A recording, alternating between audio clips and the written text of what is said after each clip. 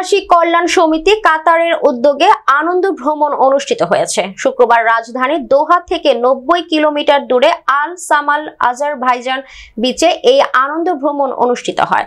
ছাগলনাইয়া প্রবাসী কল্যাণ সমিতি কাতারের সভাপতি খোরশেদ আলম পাটোয়ারির সার্বিক ব্যবস্থাপনায় এতে অংশ নেন সাধারণ সম্পাদক রফিকুল ইসলাম, সহ সভাপতি কামাল উদ্দিন, জাহাঙ্গীর আলম, রেজাউল করিম, শরীফ ইসলাম, আবুল হোসেন, ইমাম পাটোয়ারি, আজাদ খান সহ সমিতির অন্যান্য সদস্যরা।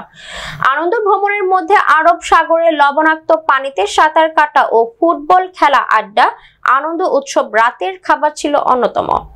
স্মরণীয়, রোমাঞ্চকর ও প্রাণবন্ত এই শিক্ষণীয় ভ্রমণ ছিল প্রতীক্ষা আর মেলবন্ধনের সার্থক বোঝাপড়া। মরুভূমির ধুধু প্রান্তর ও আরব সাগরের আলতো ঢেউ প্রফুল্লতায় উষ্ণ প্রতিফলন পর্যটকদের মনে এক ভিন্ন রকম অনুভূতির জন্ম দেয়, এমনটি জানিয়েছে ছাগলনাইয়া প্রবাসী কল্যাণ সমিতি কাতারের নেতৃবৃন্দ।